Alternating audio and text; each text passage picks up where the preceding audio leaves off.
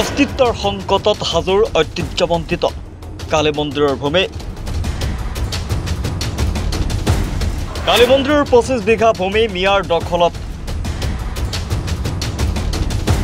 ভূমি দখলমুক্ত কৰিবলৈ মুখ্যমন্ত্ৰীলৈ আহ্বান খিলঞ্জীয়া ৰাইজৰ। এতিয়া অস্তিত্বৰ সংকটত ভুগিছে তীৰ্থনগৰী হাজো। গ্ৰেজিং ৰিজাৰ্ভৰ পিছত এইবাৰ মিয়াই দখল কৰিলে চৰাবৰীৰ ঐতিহ্যমণ্ডিত কালী মন্দিৰৰ 25 বিঘা ভূমি। 1968 চনত স্থাপন হোৱা কালী মন্দিৰটো এতিয়া মিয়াৰ দখলত। মিয়াৰ পৰা পৰিত্ৰাণ বিচাৰি কালী মন্দিৰত আঁঠু লৈছে ৰাইজে। চৰাবৰীৰ ভূমি দখলমুক্ত কৰিবলৈ মুখ্যমন্ত্ৰীক আহ্বান স্থানীয় খিলঞ্জীয়া লোকৰ। কালী মন্দিৰৰ নামত আবণ্টিত ভূমিত এতিয়া সন্দেহজনক নাগৰিকৰ বসতি স্থাপন, যাক লৈ হতাশাত ভুগিছে মন্দিৰ পৰিচালনা সমিতিয়ে।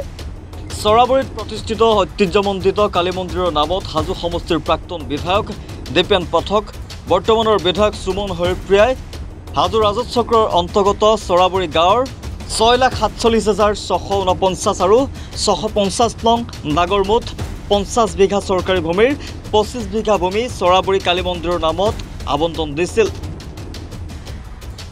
আবণ্টিত ভূমিত এতিয়া সন্দেহজনক নাগৰিকে স্থায়ীভাৱে বসতি স্থাপন কৰাক লৈ প্ৰতিক্ৰিয়াৰ সৃষ্টি হৈছে। তদানীন্তন মুখ্যমন্ত্ৰী প্ৰয়াত ডাক্তৰ ভূমিধৰ বৰ্মন আৰু প্ৰাক্তন বিধায়ক হৰেণ দাসে মন্দিৰৰ নামত উক্ত ভূমিডৰা আবণ্টন দিয়াৰ বাবে হাতত ব্যৱস্থা লোৱাৰ পিছতে সম্প্ৰতি ভূমিডৰা কালী মন্দিৰে আবণ্টন লাভ কৰে।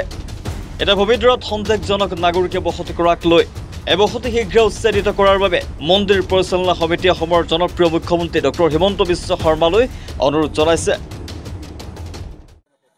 প্ৰধানমন্ত্ৰী কিংবা আপোনালোকৰ চেনেলেদি অসম চৰকাৰক মই জনাব বিচাৰিছোঁ যে 2015 চনৰ প্ৰাক্তন বিধায়ক দীপেন পাঠক আৰু বৰ্তমানৰ বিধায়ক সুমন বাইদেৱে 10 বিঘা মাটি টোটেল 25 বিঘা মাটি তাৰমানে বেচৰকাৰী মাটি আমাৰ মন্দিৰৰ নামত এলটমেণ্ট দিছে। চৰাবৰী কালী মন্দিৰৰ নামত এলটমেণ্ট দিছে। গতিকে এলটমেণ্ট আজি 2015 পৰা আমি খুজি বাতি এই জি চি অফিচৰ কাছাৰী DC অফিচ যাই বাদ কৰি আজিলৈ আমি 25 বিঘা মাটিটো এলটমেণ্ট পোৱা নাই। তেতিয়া আপোনালোকৰ চেনেলে যে অসম চৰকাৰক জনাব বিচাৰিছে যে জনপ্ৰিয় মুখ্যমন্ত্ৰী ডক্টৰ হিমন্ত বিশ্ব শৰ্মা ছাৰক অতি সোনকালে মিয়াৰ দখলৰ পৰা আমাৰ কালী মন্দিৰৰ মাটিটো উদ্ধাৰ কৰি দিয়ে যেন এই আমাৰ চৰকাৰৰ ওচৰত প্ৰিয় অনুৰোধ।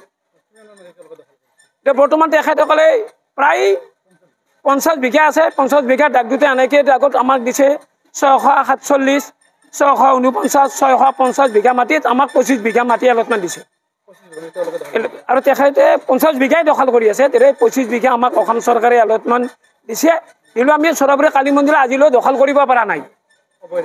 অবৈধভাৱে এতিয়া মিয়াসকলে অবৈধভাৱে তেখেতসকলে দখল কৰি আছে। এই আপোনালোকৰ চেনেলেদি মই মাননীয় মুখ্যমন্ত্ৰী ডক্টৰ হিমন্ত বিশ্ব ছাৰক অতি সোনকালে আমাৰ চৰাবৰী কালী মন্দিৰত 25 বিঘা মাটি আমন্ত্ৰণ দিয়া মাটিখিনি আমাক পুনৰ দখলত দিয়ে যেন। এখানে গাঁও চৰাবৰী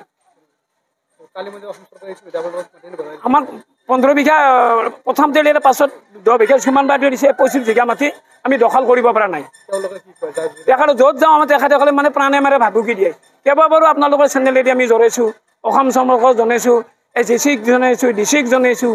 আজি 2015 চনৰ পৰাই আমি বাৰ্তা দি আছোঁ, তথাপিও মাটিটো আমি দখল কৰিব পৰা নাই, মিয়াৰ ৰাজত্বতে আছে। গতিকে আপোনালোকৰ চেনেলি অসমৰ মুখ্যমন্ত্ৰী জনপ্ৰিয় মুখ্যমন্ত্ৰী ডক্টৰ হিমন্ত বিশ্ব ছাৰক আমি কৈছোঁ যে কম দিনৰ ভিতৰত আমি আমাৰ কালী মন্দিৰ চৰাবৰী মাটিখিনি দি আমাৰ দখলত দিয়ে। এই ছাৰৰ ওচৰত আমাৰ কালী মন্দিৰৰ তৰফৰ পৰা অনুৰোধ। Report, search the reality.